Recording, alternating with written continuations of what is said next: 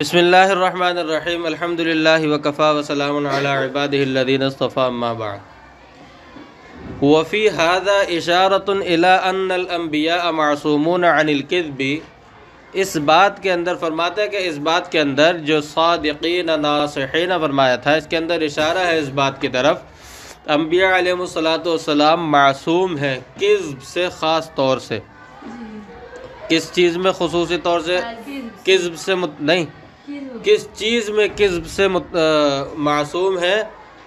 خصوصاً جو شارح نے فرمایا فیما یتعلق، یعنی خاص طور سے کن چیزوں میں کذب سے معصوم ہے، جھوٹ بولنے سے معصوم ہے؟ ان چیزوں میں فیما یتعلق بامر الشرائع و تبلیغ الاحکام و ارشاد الامہ، جو شریعت کے معاملات ہیں، شریعت کے جو اوامر ہیں ان میں بھی جھوٹ بولنے سے معصوم ہے، اور احکام کی، شریعت کے احکام کی تبلیغ کرنے میں بھی جھوٹ بولنے سے معصوم ہے، وہ ارشاد الامہ، اور امت کی رہنمائی کرنے کے اندر بھی جھوٹ بولنے سے معصوم ہے۔ آگے سمجھ میں؟ یہاں پر بحث یہ ہے کہ انبیاء علیہ الصلوۃ کے بارے میں جو کہا جاتا ہے کہ انبیاء علیہ الصلوۃ معصوم ہیں، اس کے اندر پھر اور بھی چیزیں پیدا ہوتی ہیں۔ انبیاء علیہ السلام معصوم کس چیز سے ہیں، کب ہیں؟ نبوت سے پہلے معصوم ہیں، نبوت کے بعد معصوم ہیں۔ اس کے اندر مختلف مسلک ہیں، ٹھیک ہے؟ اس بحث کے 4 حصے ہیں۔ انبیاء علیہ السلام معصوم ہے، عصمت کی جو بحث ہے اس کے 4 حصے ہیں۔ ایک کیا ہے؟ معصوم عن الکذب فی التبلیغ، معصوم عن الکذب فی التبلیغ، یعنی اللہ کے احکام پہنچانے کے اندر جھوٹ بولنے سے معصوم ہے۔ دوسرا حصہ ہے معصوم عن الکفر قبل النبوۃ و بعد النبوہ، نبوت سے پہلے بھی کفر سے معصوم ہے اور نبوت کے بعد بھی انبیاء علیہ السلام کفر سے معصوم ہے۔ یعنی انبیاء علیہ السلام نہ نبوت ملنے سے پہلے کافر ہوتے ہیں اور نہ ہی نبوت ملنے کے بعد وہ، نبوت ملنے کے بعد تو کیسے ہوں گے کافر۔ تیسرا حصہ ہے نبوت ملنے کے بعد صغیرہ اور کبیرہ گناہوں سے معصوم ہے یا نہیں، یہ ہے تیسرا حصہ، معصوم عن صدور الکبائر والصغائر بعد النبوہ، معصوم عن صدور الکبائر والصغائر بعد النبوہ۔ چوتھا حصہ ہے معصوم عن صدور الکبائر والصغائر قبل النبوہ، یعنی نبوت ملنے سے پہلے صغیرہ اور کبیرہ گناہوں سے معصوم ہے۔ یہ 4 حصے ہوئے، 4 حصے آگے سمجھ میں؟ دوبارہ دہرا دوں؟ جی۔ پہلا حصہ ہے کذب فی التبلیغ سے معصوم ہے، یعنی اللہ کے احکام پہنچانے میں اور اللہ کی باتیں پہنچانے میں جھوٹ نہیں بولتے، اس میں جھوٹ بولنے سے معصوم ہے۔ دوسرا ہے نبوت سے پہلے اور نبوت کے بعد دونوں صورتوں میں کفر سے معصوم ہے، نہ نبوت سے پہلے کافر ہوتے تھے اور نبوت کے بعد تو۔ تیسرا حصہ ہے نبوت ملنے کے بعد صغیرہ اور کبیرہ دونوں گناہوں کے صادر ہونے سے معصوم ہے، اور چوتھا حصہ ہے نبوت ملنے سے پہلے صغیرہ اور کبیرہ گناہوں کے صادر ہونے سے معصوم ہے۔ اب اس کے اندر اختلاف ہے، وہ پھر ہم آگے پڑھتے ہیں۔ یہ آپ کو 4 حصے آگے سمجھ میں؟ اب پہلا حصہ، اس بات پر اجماع ہے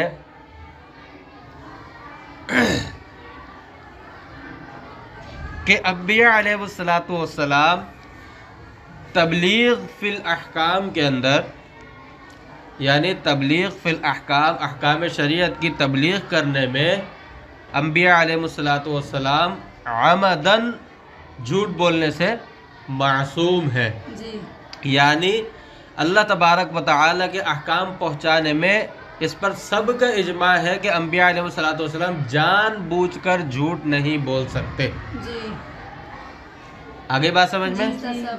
جان بوجھ کر انبیاء علیہ السلام جھوٹ نہیں بول سکتے۔ رہی بات کہ سہون بھولے سے کوئی جھوٹی بات نکل جائے منہ سے، ایسا ہو سکتا ہے یا نہیں؟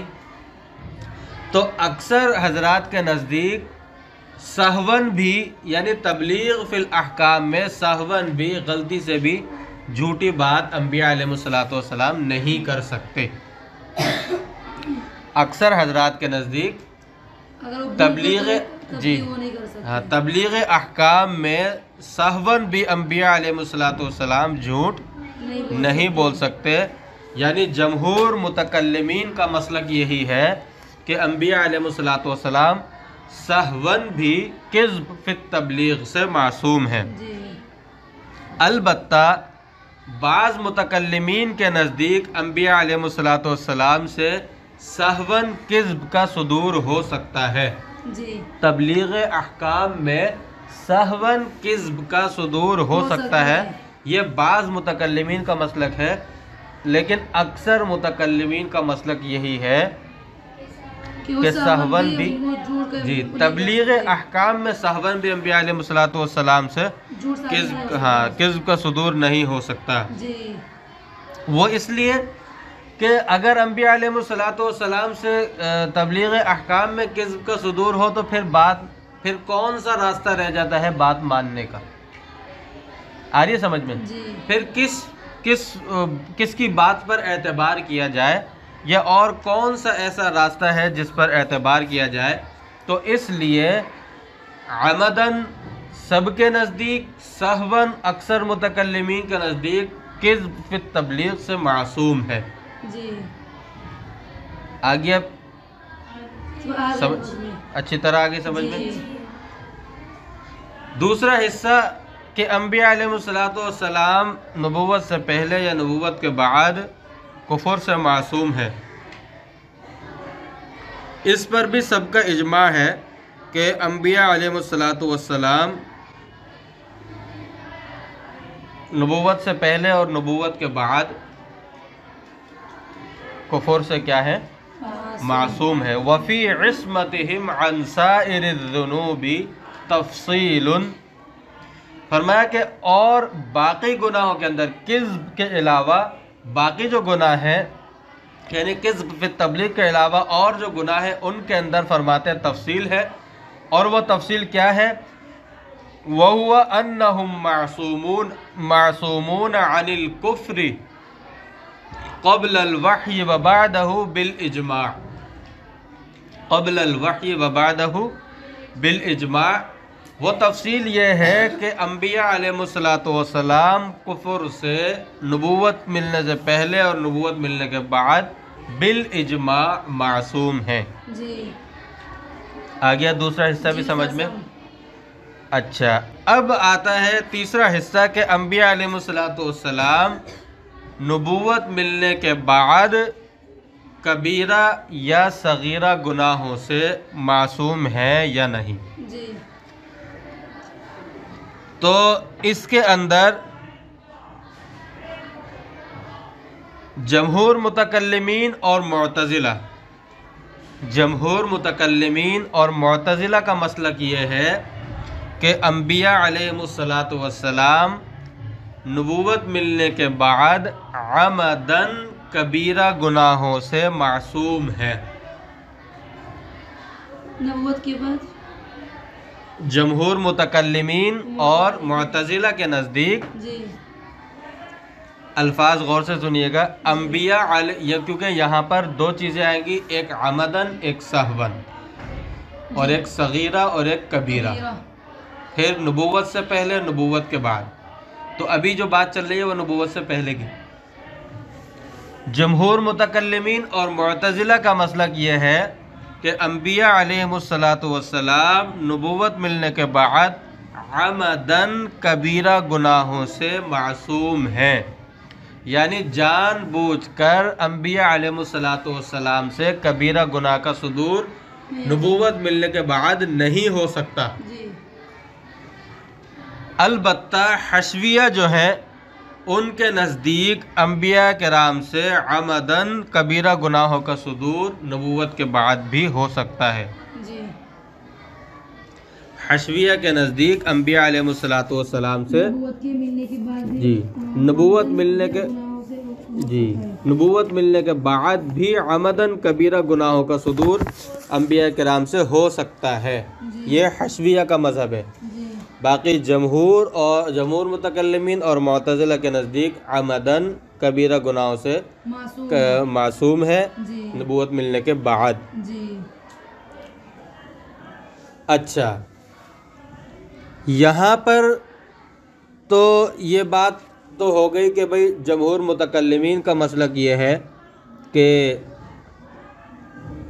انبیاء علیہ السلام عمدن کبیرہ گناہوں سے معصوم ہے۔ اب اختلاف یہاں پر یہ ہے، آیا یہ جو انبیاء علیہ السلام عمدن کبیرہ گناہوں سے معصوم ہے، یعنی ہم نے جو یہ بات بیان کی ہے کہ انبیاء علیہ السلام سے عمدن کبیرہ گناہ کا صدور نبوت ملنے کے بعد نہیں ہو سکتا، ان سے عمدن کبیرہ گناہ کا صدور ممتنع ہے، یہ بات بیان کی ہے نا ہم نے۔ اب یہاں پر اختلاف یہ ہے متکلمین کے درمیان کہ آیا یہ جو امتناع ہے یہ دلیل نقلی کے ذریعے سے ہے یا دلیل عقلی کے ذریعے سے؟ یہ امتناع دلیل نقلی کے ذریعے سے ہے یا دلیل عقلی کے ذریعے سے؟ یعنی انبیاء علیہ السلام سے نبوت ملنے کے بعد عمدن کبیرہ گناہوں کا صدور جو ممتنع ہے، تو یہ امتناع دلیل عقلی سے ثابت ہے یا دلیل نقلی سے ثابت ہے؟ اس میں اختلاف ہے۔ جمہور اشاعرہ کے نزدیک انبیاء کرام کا کذب فی التبلیغ سے معصوم ہونا یہ دلیل عقلی سے معلوم ہوا۔ جمہور اشاعرہ کا مسلک کیا ہے کہ انبیاء علیہ السلام کا کذب فی التبلیغ سے معصوم ہونا یہ دلیل عقلی سے معلوم ہوا، اور وہ دلیل عقلی کیا ہے؟ وہ معجزہ ہے۔ آ رہی ہے بات سمجھ میں؟ اشاعرہ کہتے ہیں کہ انبیاء علیہ السلام کا کذب فی التبلیغ سے معصوم ہونا یہ دلیل عقلی سے ثابت ہے، اور وہ دلیل عقلی جو ہے وہ معجزہ ہے۔ معجزے کا ظاہر ہونا یہ کیا ہے؟ یہ دلیل عقلی ہے۔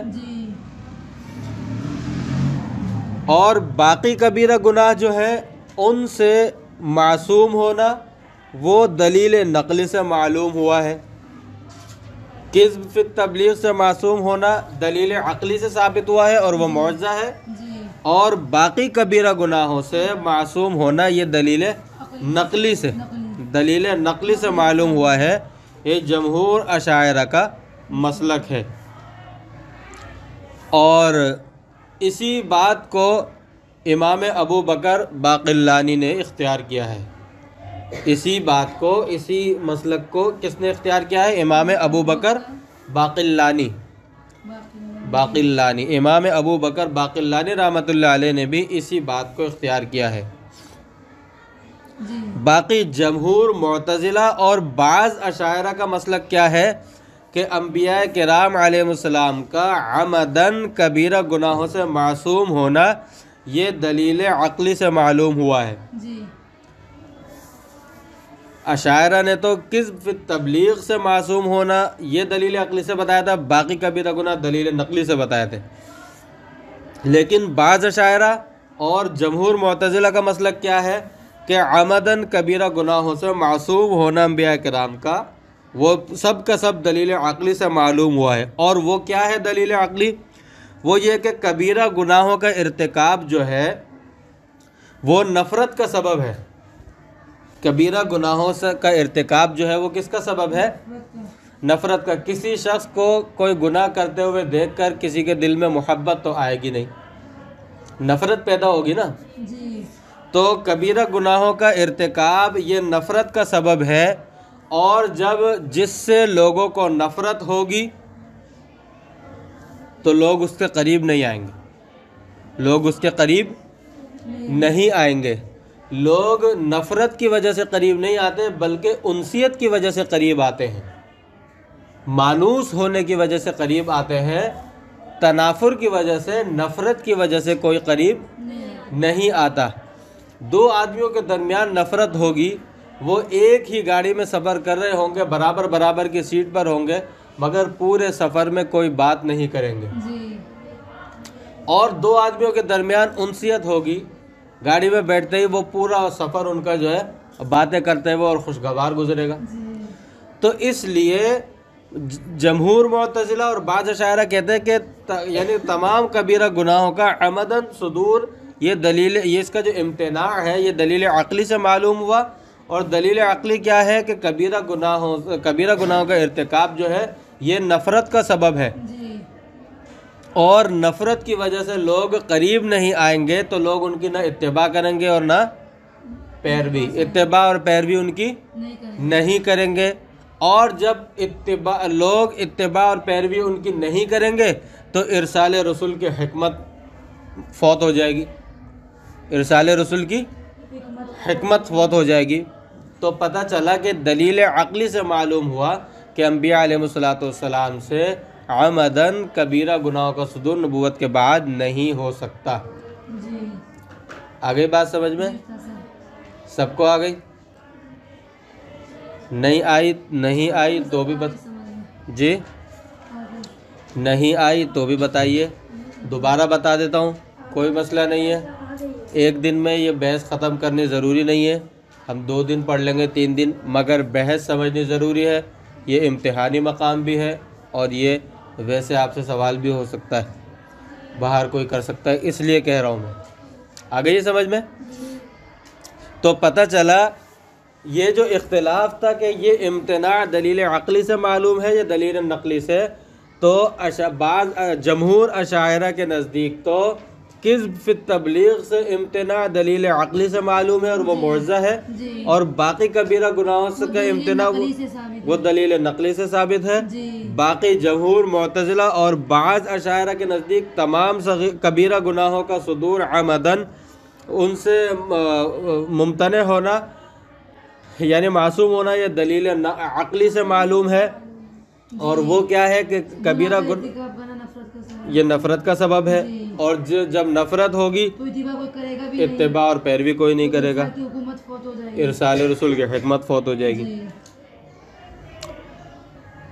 وَإِمَّا سَهْوًا، اور کبیرہ گناہوں کا صدور نبوت کے بعد انبیاء کرام سے سہون ہو سکتا ہے یا نہیں؟ فَجَوَّزَهُ الْأَكْثَرُونَ،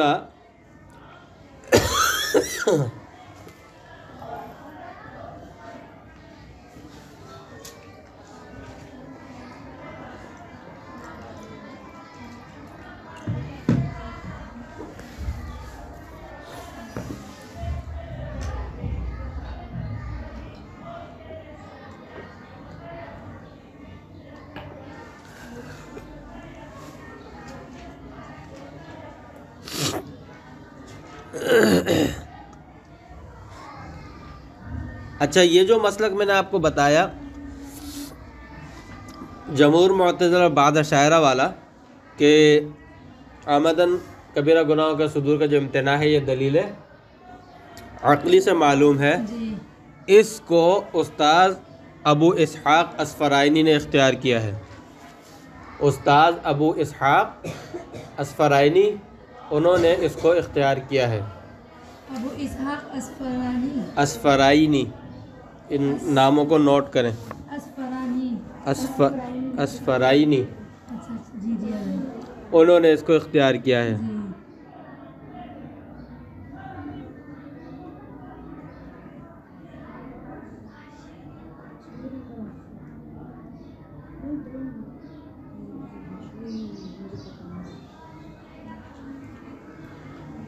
آگے بات سمجھ میں؟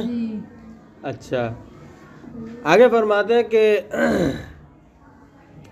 رہی بات انبیاء کرام سے سہون صغیرہ گناہ ہو سکتا ہے یا نہیں، اس کے بارے میں فرماتے ہیں فَجَوَّزَهُ الْأَكْثَرُونَ،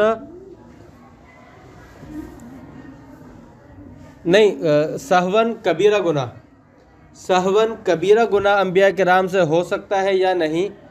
تو اکثر متکلمین نے اس کو جائز قرار دیا ہے کہ سہون تو صدور ہو سکتا ہے، عمدن نہیں ہو سکتا۔ جی سہون ابھی تک جو بات تھی وہ عمدن کبیرہ گناہ کی تھی۔ جی آیا سہون صغیرہ کبیرہ گناہ، سہون کبیرہ گناہ نبوت کے بعد ہو سکتا ہے یا نہیں؟ تو اس کو اکثر حضرات نے اس کو جائز قرار دیا ہے، ان کے نزدیک سہون کبیرہ گناہوں کا صدور ہو سکتا ہے۔ البتہ قاضی عیاض جو ہیں، قاضی عیاض نے عمد اور سہو کی قید کے بغیر، عمدن یا سہون کی قید کے بغیر انبیاء کرام سے کبیرہ گناہوں کے صدور کے امتناع پر اجماع نقل کیا ہے۔ جی اکثر حضرات تو کیا کہتے ہیں کہ سہون کبیرہ گناہ کا صدور بعد النبوہ ہو سکتا ہے، لیکن قاضی عیاض جو ہے وہ فرماتے ہیں سہون یا عمدن کی قید کے بغیر قاضی عیاض نے انبیاء کرام سے کبیرہ گناہوں کے صدور کے امتناع پر یعنی اجماع نقل کیا ہے، یعنی کبیرہ گناہوں کا صدور انبیاء کرام سے نہیں ہو سکتا۔ جی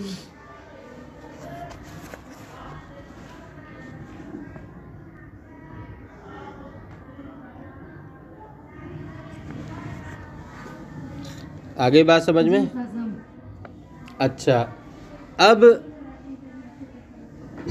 اما الصغائر، اب کہ نبوت ملنے کے بعد صغیرہ گناہوں کا صدور عمدن یا سہون انبیاء کرام سے ہو سکتا ہے یا نہیں؟ تو اس میں جمہور کے نزدیک تو عمدن انبیاء کرام سے صغیرہ گناہوں کا صدور ہو سکتا ہے۔ جی عمدن صغیرہ گناہوں کا صدور نبوت ملنے کے بعد انبیاء کرام سے ہو سکتا ہے۔ ہو سکتا ہے، جی اور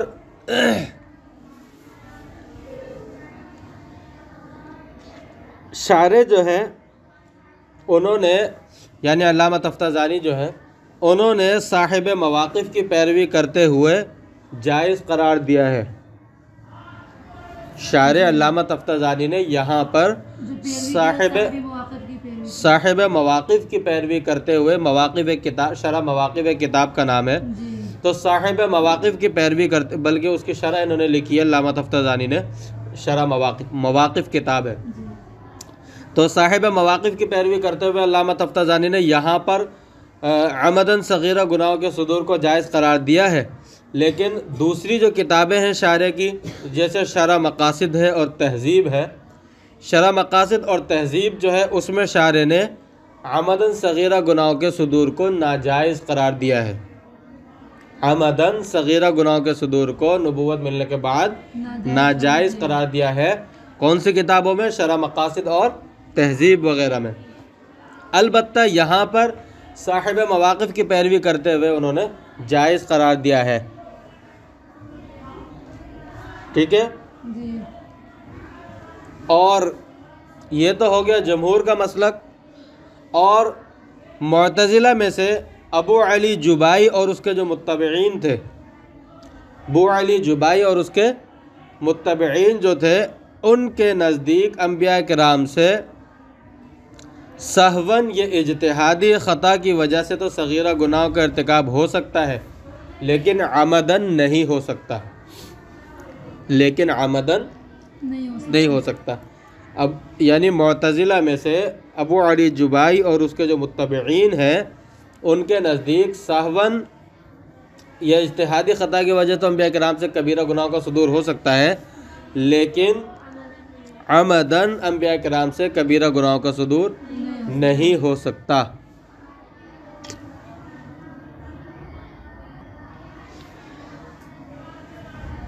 اما الصغائر فيجوز عمدا عند الجمهور خلافا للجبائی واتباعه ويجوز سہوا بالاتفاق۔ اور رہی بات یہ کہ سہون صغیرہ گناہوں کا صدور نبوت ملنے کے بعد انبیاء کرام سے ہو سکتا ہے یا نہیں، وہ سب کے نزدیک ہو سکتا ہے۔ وہ کس کے نزدیک؟ وہ سب کے نزدیک ہو سکتا ہے۔ کیوں؟ ہمارے نزدیک تو عمدن بھی ہو سکتا تھا، جبائی اور اس کے متبعین کا اختلاف تھا، اور انہوں نے وہاں پر کہا تھا کہ سہون ہو سکتا ہے مگر عمدن نہیں ہو سکتا۔ جی تو سہون نبوت ملنے کے بعد سہون صغیرہ گناہوں کا صدور بالاتفاق ہو سکتا ہے۔ ہاں البتہ وہ صغیرہ گناہ جو خست اور گھٹیا پن پر دلالت کریں، جی جو خست اور گھٹیا پن پر دلالت کریں، ایسے صغیرہ گناہوں کا صدور بھی انبیاء کرام سے نہیں ہو سکتا، الا ما يدل علی الخصۃ، جو گھٹیا پن پر دلالت کرے، مثال کے طور پہ کسرقۃ لقمۃ، ایک لقمے کی چوری کرنا۔ اب ایک نوالے کی چوری کرنا، ایک لقمے کی چوری کرنا، یہ گھٹیا پن پر ہی دلالت کرتا ہے۔ جی بھائی کوئی چوری کرے تو پورے آٹے کی بوری کرے نا، کی چوری کرے نا، ایک لقمے کی چوری کرنے کا کیا فائدہ؟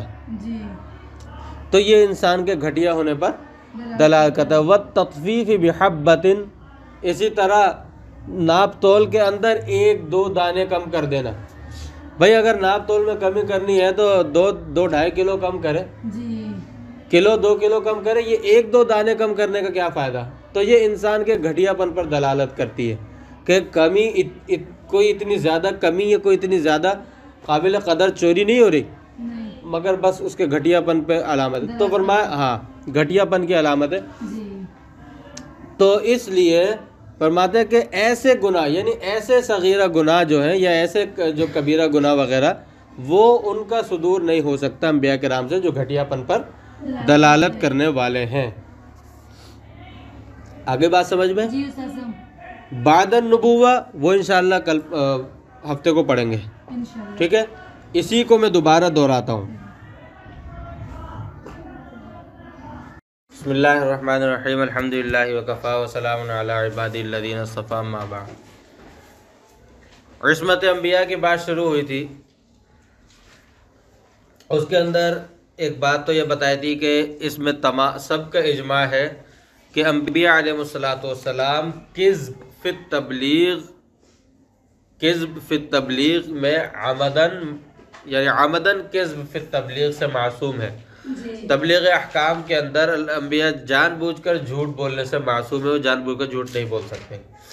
عمدن ان سے جھوٹ، سہون جھوٹ اگر ان سے صادر ہو جائے تو اکثر کے نزدیک انبیاء علیہ السلام سہون بھی کذب فی التبلیغ سے معصوم ہے، ٹھیک ہے؟ جی پھر کفر سے معصوم ہے یا نہیں، تو اس کے اندر بھی سب کا اجماع ہے کہ نبوت سے پہلے اور نبوت کے بعد دونوں حالتوں میں کفر سے انبیاء علیہ السلام معصوم ہیں۔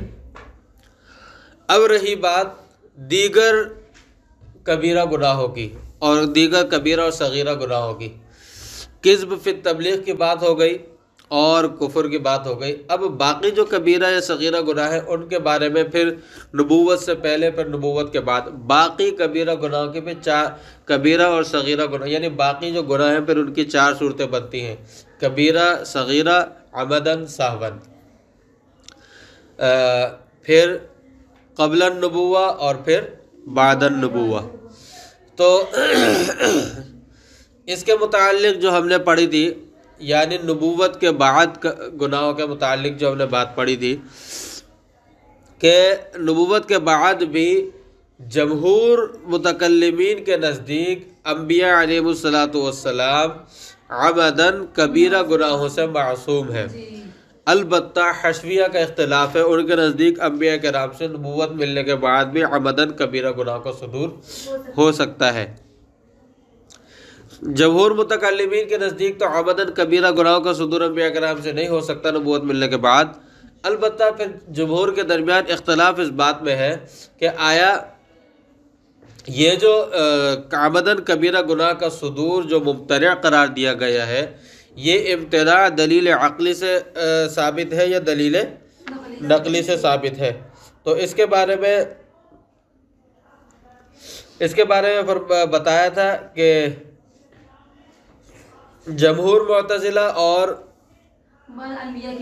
جمہور اشاعرہ کے نزدیک انبیاء کرام کا کذب فی التبلیغ سے معصوم ہونا یہ دلیل عقلی سے معلوم ہوا اور دلیل عقلی معجزہ ہے، اور باقی کبیرہ گناہوں سے معصوم ہونا دلیل نقلی سے معلوم ہوا ہے، اور اسی کو کس نے اختیار کیا تھا؟ امام ابو بکر باقلانی، امام ابو بکر باقلانی رحمۃ اللہ علیہ۔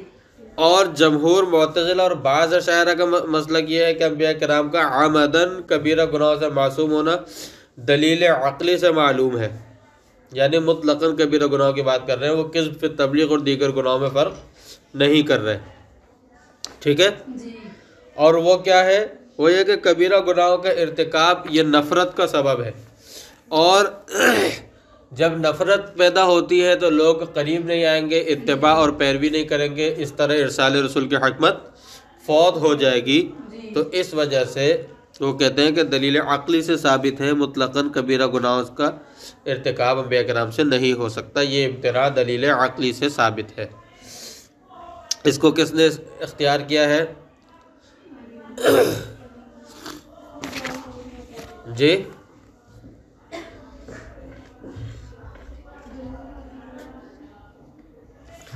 امام ابو اسحاق اسفرائینی نے۔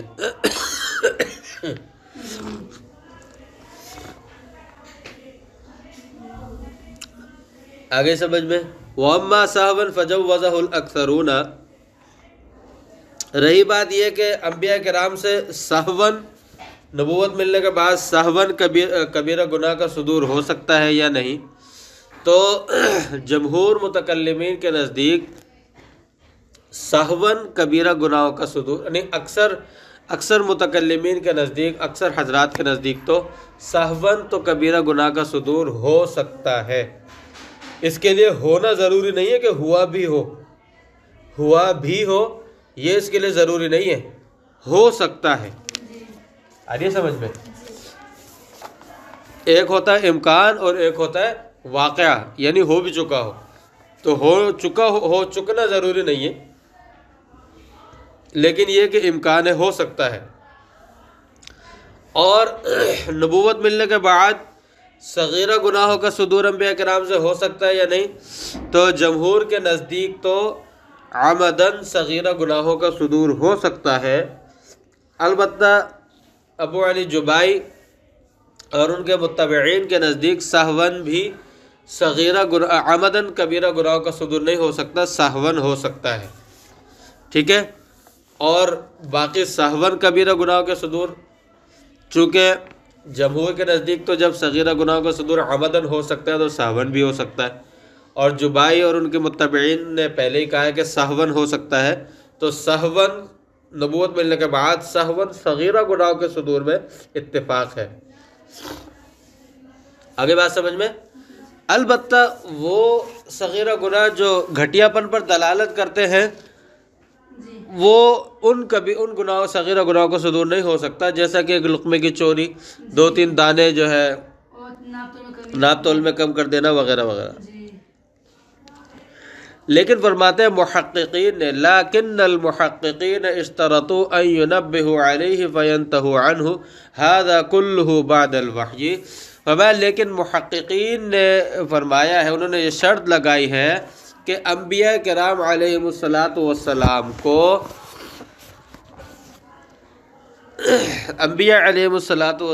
کو جب تنبیہ کی جاتی ہے تو پھر وہ اس سے متنبہ ہو جاتے ہیں، اس پر اڑے نہیں رہتے،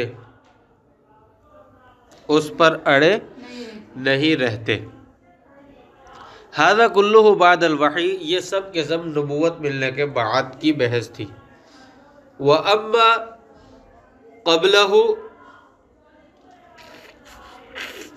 اب رہی بات یہ کہ نبوت ملنے سے پہلے انبیاء کرام سے صغیرہ کبیرہ گناہوں کے صدور کے متعلق کیا مسلک اور مذہب ہے، یعنی کیا تفصیل ہے، تو فرماتے ہیں وَأَمَّا قَبْلَهُ فَلَا دَلِيلَ عَلَى امْتِنَاعِ صُدُورِ الْكَبِيرَةِ، فرماتے کہ نبوت ملنے سے پہلے انبیاء علیہ السلام سے کبیرہ گناہ کے صدور کے ممتنع ہونے پر کوئی دلیل نہیں ہے۔ انبیاء علیہ السلام سے نبوت ملنے سے پہلے کبیرہ گناہوں کے صدور کے امتناع پر کوئی دلیل نہیں ہے، یعنی کوئی ایسی دلیل نہیں ہے جو اس بات پر دلالت کرے کہ نبوت ملنے سے پہلے بھی انبیاء کرام علیہ الصلاۃ والسلام سے کبیرہ گناہوں کا صدور نہیں ہو سکتا۔ ایسی کوئی دلیل نہیں ہے، نہ نقلی نہ عقلی۔ کیوں؟ عقلی دلیل معجزہ وہ بھی نبوت کے بعد ہی ہے، اور اوپر کیا بیان کی گئی؟ توجب النفرہ، ارسال رسول کے حکمت کے خلاف ہے، تو ارسال رسول تو ابھی ہوا ہی نہیں، نبوت تو ان کو ابھی ملی ہی نہیں ہے۔ تو کہنے کا مطلب یہ ہے کہ کوئی دلیل نہیں ہے ایسی کہ انبیاء کرام سے نبوت سے پہلے کبیرہ گناہ کے صدور میں ممتنع کوئی دلیل نہیں ہے۔ وذهبت المعتزلة الى امتناعها، فرماتے معتزلہ کا اس میں مسلک کیا ہے؟ معتزلہ کا مسلک یہ ہے کہ وہ کہتے ہیں کہ نہیں، انبیاء کرام سے نبوت ملنے سے پہلے بھی کبیرہ گناہوں کا صدور ممتنع ہے۔ انبیاء کرام سے کبیرہ گناہ صدور نبوت ملنے سے پہلے بھی ممتنع ہے۔ کیوں؟ وہ کہتے ہیں لِأَنَّهَا تُوجِبُ النَّفْرَةَ الْمَانِعَةَ عَنْ اتِّبَاعِهِمْ فَتَفُوتُ مَصْلِحَةَ الْبَعْثَةِ، فرمایا کہ اس لیے کہ کبیرہ گناہوں کا ارتکاب یہ نفرت کو پیدا کرتا ہے، اور نفرت اتباع سے مانع ہے، اور نفرت جو ہے ان کے اتباع سے مانع ہے، لہذا بعثت کی جو مصلحت ہے وہ کیا ہو جائے گی؟ فوت ہو جائے گی۔ تو اس وجہ سے یعنی رسالت کا جو مقصد ہے وہ حاصل نہیں ہوگا، اس لیے یعنی اکثر اہل سنت والجماعت اور بعض معتزلہ کے نزدیک تو نبوت ملنے سے پہلے کبیرہ گناہ کے امتناع پر کوئی دلیل نہیں ہے۔ البتہ اکثر معتزلہ اور بعض اہل سنت، آ رہی ہے نا سمجھ میں؟ پہلا مسلک اکثر اہل سنت اور بعض معتزلہ کا ہے، اور دوسرا مسلک ہے اکثر اہل سنت اہل سنت۔ ان کا مسلک کیا ہے؟ وہ کہتے ہیں کہ نہیں، کبیرہ گناہوں کے صدور ممتنع ہے، اس لیے کہ کبیرہ گناہوں کا ارتکاب نفرت کو پیدا کرتا ہے، اور نفرت اتباع سے مانع ہے، اتباع سے مانع ہے، کوئی اتباع نہیں کرے گا تو بعثت کی مصلحت فوت ہو جائے گی، رسالت کا جو مقصد ہے وہ فوت ہو جائے گا۔ آگے علامہ تفتزانی رحمۃ اللہ علیہ قول حق بیان فرماتے ہیں۔ وہ کیا فرماتے ہیں؟ اچھا، یہاں پر جب کبیرہ گناہوں کے صدور کے امتناع پر کوئی دلیل نہیں ہے تو عمدن ہو یا سہون دونوں اس میں داخل ہے، تو پھر صغیرہ گناہوں کی تو بات ہی کیا، ان کا صدور تو نبوت ملنے کے بعد بھی جائز قرار دیا گیا تھا۔ آگے بات سمجھ میں؟ والحق منع ما یوجب النفرۃ، فرمایا کہ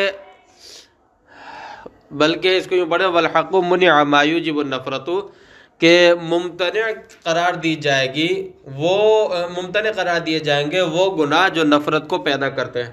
یعنی مطلقاً سارے گناہوں کے بارے میں نہیں کہیں گے، مطلقاً سارے گناہوں کے بارے میں نہیں کہیں گے، بلکہ وہ گناہ جو نفرت کو پیدا کرتے ہیں۔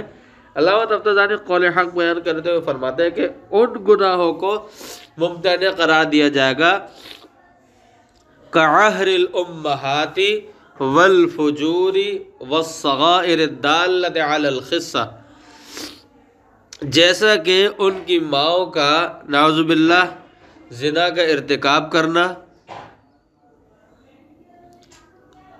والفجوری، اور اسی طرح خود انبیاء علیہ الصلاۃ والسلام سے نعوذ باللہ اس کا صدور ہونا، ان کو بھی منع کیا جائے گا کہ ان کا صدور بھی ممتنع ہے۔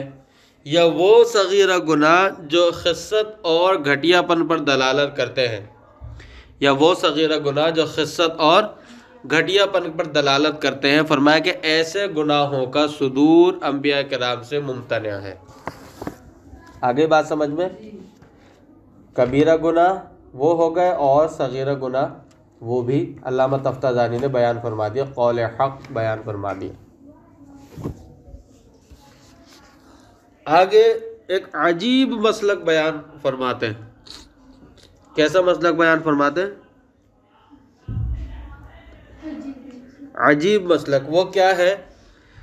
شیعوں کا مسلک ہے، شیعہ کہتے ہیں کہ انبیاء کرام سے گناہ، یا تو وہ یہ کہہ رہے ہیں کہ انبیاء کرام سے گناہوں کا صدور نبوت ملنے سے پہلے بھی، نبوت ملنے کے بعد بھی، کبیرہ گناہوں کا صدور بھی، صغیرہ گناہوں کا صدور بھی، عمدن بھی، سہون بھی، کسی طور نہیں ہو سکتا، کسی طور نہیں ہو سکتا، یعنی عمدن ہو، سہون ہو، صغیرہ ہو، کبیرہ ہو، نبوت سے پہلے ہو، نبوت سے بعد ہو، شیعہ حضرات کہتے ہیں کہ انبیاء کرام سے اس کا صدور نہیں ہو سکتا۔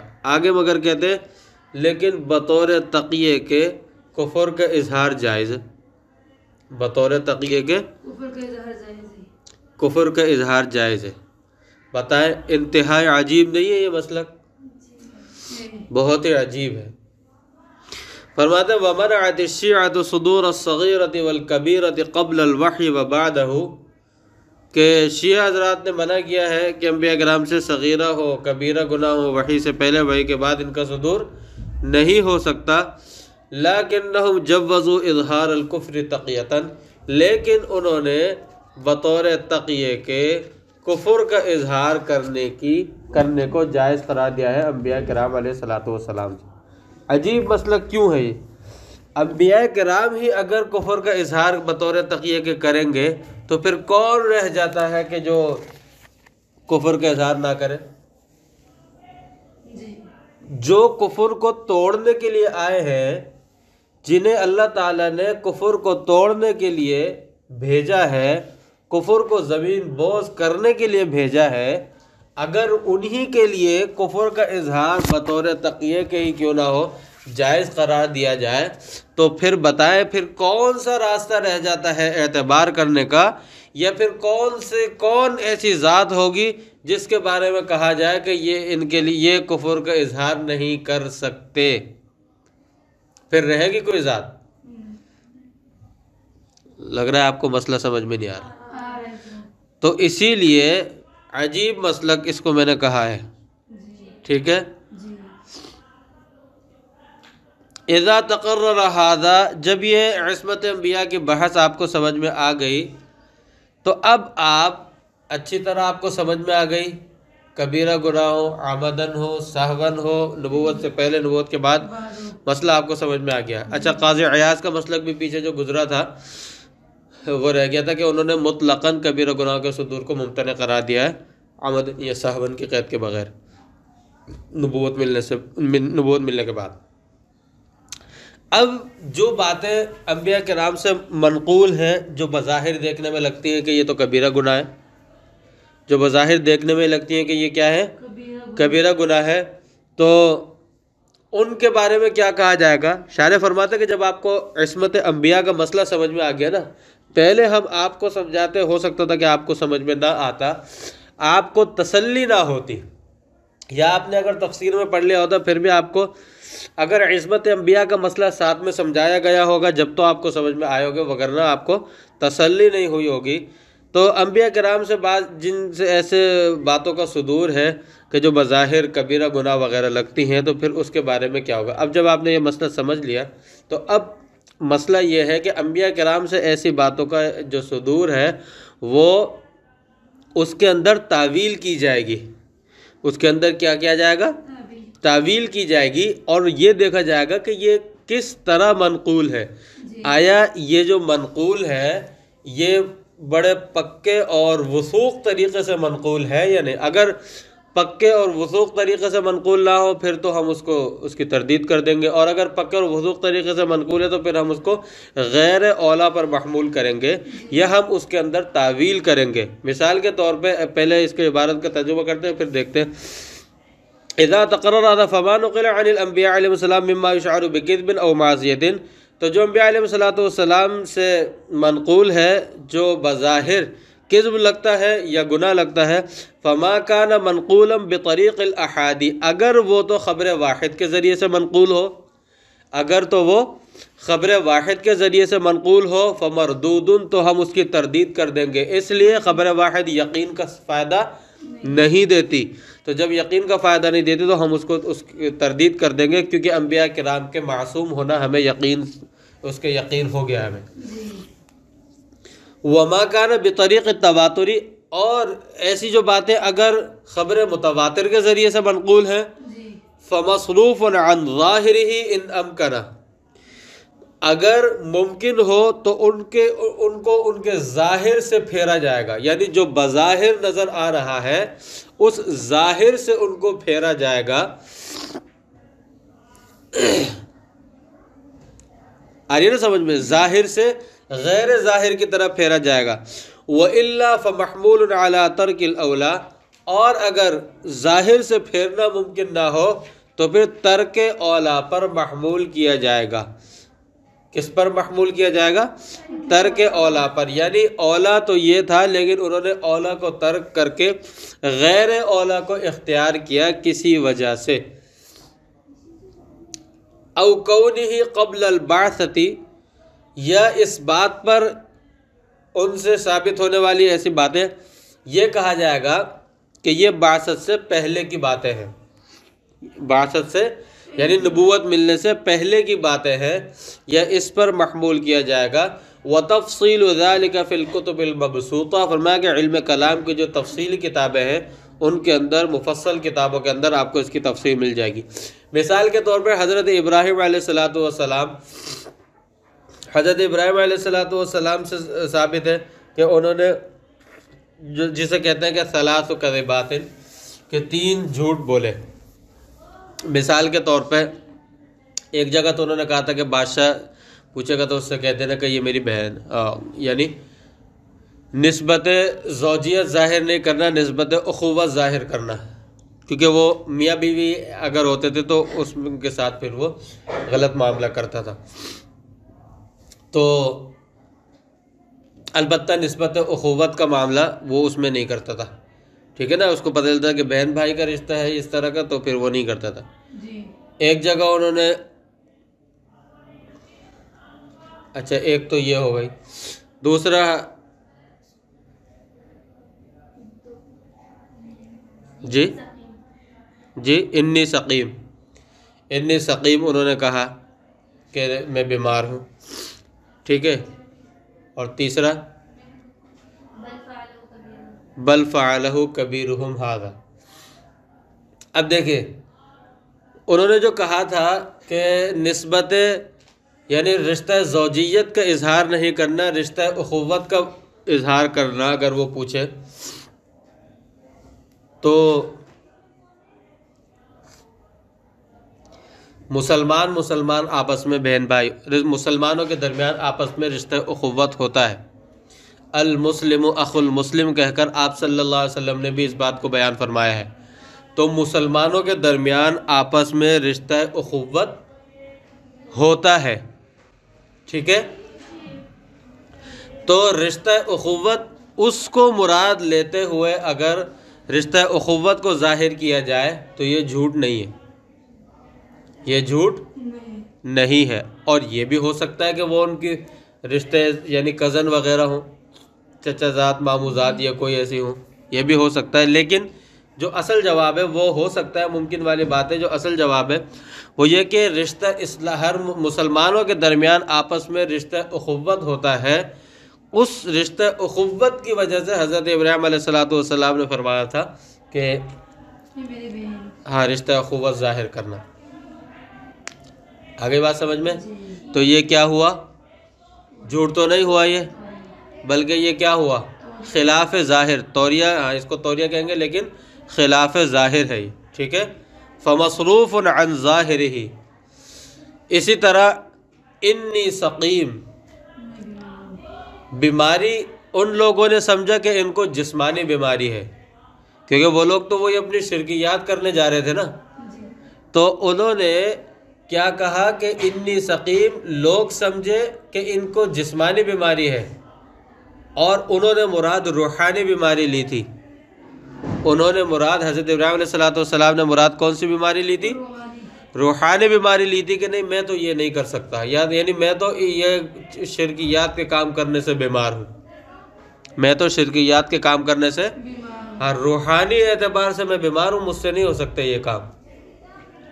تو انہوں نے روحانی بیماری مراد لی تھی، اور سننے والے ظاہری بیماری سمجھے جسمانی بیماری، تو اس میں بھی کوئی جھوٹ نہیں ہے، جی اس میں بھی کوئی جھوٹ نہیں ہے۔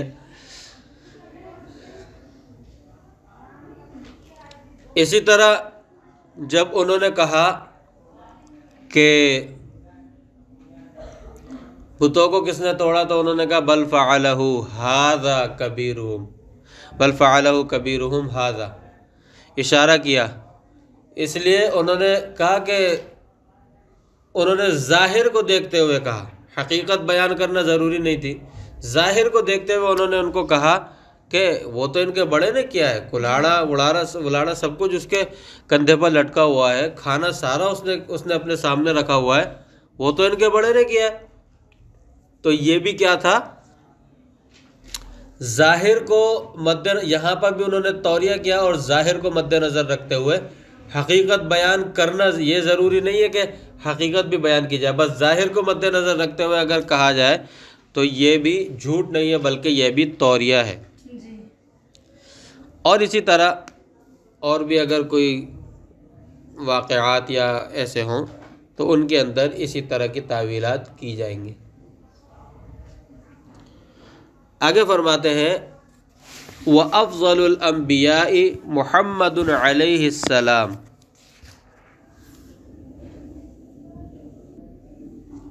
وَأَفْضَلُ الْأَنْبِيَاءِ مُحَمَّدٌ علیہ السلام، فرمایا کہ سب سے افضل جو ہے وہ انبیاء کرام میں وہ محمد صلی اللہ علیہ وسلم ہے۔ باطن کیا فرماتے ہیں کہ ہمارے نبی علیہ السلام سب سے افضل ہیں۔ اس پر دلیل کیا پیش کرتے ہیں شارح؟ دلیل یہ پیش کرتے ہیں لقولہ تعالی، اللہ تبارک و تعالی کا قول کنتم خیر امت اخرجت للناس، فرمایا کہ تم بہترین امت ہو کہ تمہیں لوگوں کے فائدے اور نفع کے لیے نکالا گیا ہے۔ تو فرماتے ہیں کہ اللہ تبارک و تعالی نے امت کو جو خطاب کرتے ہوئے فرمایا ہے کہ تم بہترین امت ہو، تم بہترین امت ہو، تو امت کے اندر جو خیریت آئی ہے وہ کیسے آئی ہے؟ امت کے اندر خیریت ان کے دین میں کمال کی وجہ سے آئی ہے، اور دین کے اندر کمال ان کا آیا ہے اپنے نبی کی اتباع کی وجہ سے۔ تو جس کی اتباع کی وجہ سے متبع کے اندر کمال آ رہا ہے، تو خود وہ جو متبع ہے، جس کی اتباع کی جا رہی ہے، اس کے اندر کمال کتنا ہوگا؟ اس کے اندر کمال کتنا ہوگا؟ یہ اس کو سمجھنے کے لیے بہت آسان ہے۔ بھائی اللہ تعالیٰ نے تمام امتوں سے افضل امت قرار دیا، پتہ چلا ہر امت کے اندر جو بھی خیریت آئی ہے اپنے نبی کی وجہ سے آئی، اس امت کو سب سے افضل قرار دیا، تو اس کے اندر جو سب سے زیادہ خیریت آئی ہے وہ اس امت کے اپنے نبی یعنی محمد صلی اللہ علیہ وسلم کی اتباع کی وجہ سے آئی ہے۔ جب محمد صلی اللہ علیہ وسلم کی اتباع کی وجہ سے آئی ہے تو پتہ چلا کہ محمد صلی اللہ علیہ وسلم بھی تمام انبیاء سے افضل ہیں۔ جب اتباع کرنے والے امتوں میں تمام امتوں سے افضل ہیں، تو جو متبع ہیں جن کی اتباع کی جا رہی ہے وہ بھی تمام انبیاء کرام سے افضل ہوئے۔ ٹھیک ہے؟ ایسا تو نہیں ہو سکتا نا کہ اتباع کرنے والا افضل ہو جائے نعوذ باللہ نبی پر، نبی سے افضل تو کوئی ہو ہی نہیں سکتا۔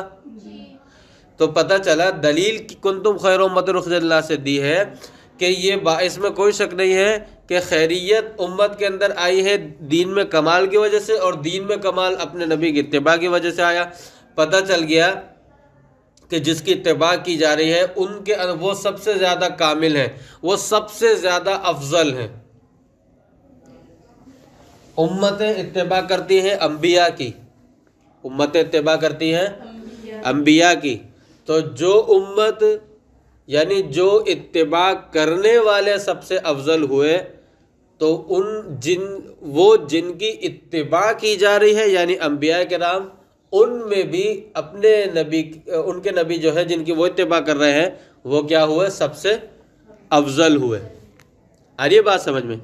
یہ دلیل مصنف نے بہت ہی پکی اور بڑی زبردست قسم کی دلیل دی ہے، کنتم خیر امۃ اخرجت للناس کہہ کر۔ آگے بات سمجھ میں؟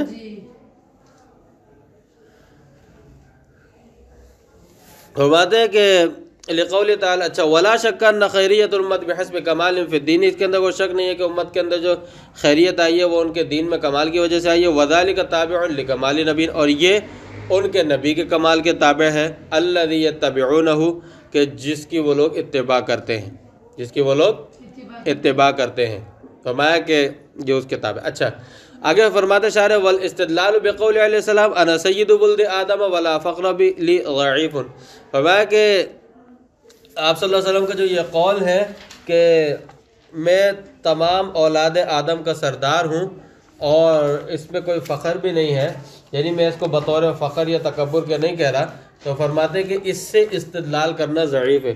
یہاں پر اصل میں استدلال بالحدیث جو ہے اس پر شارح تجزیہ کر رہے ہیں، اس پر شارح اپنا تجزیہ پیش کر رہے ہیں، تو شارح کا تجزیہ اور پھر ہم جواب جو ہے اپنا جواب یہاں پر بیان کریں گے، ٹھیک ہے؟ شارح کے تجزیے کے بعد ہم اپنا جواب پیش کریں گے۔ شارح کہتے ہیں کہ انا سید ولد آدم سے استدلال نہیں کیا شارح نے، اور وہ کہتے ہیں کہ اس سے استدلال اس لیے نہیں کیا کیونکہ اس سے استدلال ضعیف ہے، اس سے استدلال ضعیف ہے۔ وہ اس طرح کہتے ہیں کہ اس حدیث سے اولاد آدم سے افضلیت تو ثابت ہو رہی ہے، حضرت آدم علیہ السلام سے افضلیت ثابت نہیں ہو رہی، جبکہ آپ صلی اللہ علیہ وسلم حضرت آدم علیہ السلام سے بھی افضل ہے۔ آ رہی ہے سمجھ میں؟ اس حدیث سے استدلال کو ضعیف کیوں کہا ہے کہ انا سید ولد آدم، اس سے کہتے ہیں شارح کہ اس سے اولاد آدم سے افضلیت ثابت ہو رہی ہے، حضرت آدم علیہ السلام سے افضلیت ثابت نہیں ہو رہی، جبکہ آپ صلی اللہ علیہ وسلم حضرت آدم علیہ السلام سے بھی افضل ہے۔ آگے سمجھ میں؟ اب اس کا جواب اس کا یہ ہے کہ شارح کی یہ بات درست نہیں ہے، شارح کی یہ بات درست نہیں ہے، اس لیے کہ اہل زبان یعنی اہل عرب جو ہے ولد آدم سے نوع انسانی مراد لیتے ہیں۔ اہل زبان یعنی اہل عرب جو ہے ولد آدم سے کیا مراد لیتے ہیں؟ نوع انسانی مراد لیتے ہیں۔ تو اس کا مطلب یہ ہوا انا سید ولد آدم کہ آپ صلی اللہ علیہ وسلم فرماتے ہیں کہ میں تمام نوع انسانی کا سردار ہوں، تمام نوع انسانی کا سردار ہوں۔ تو حضرت آدم علیہ السلام داخل ہو گئے اس کے اندر یا نہیں؟ جی بھائی نوع انسانی میں حضرت آدم علیہ السلام داخل ہے یا نہیں؟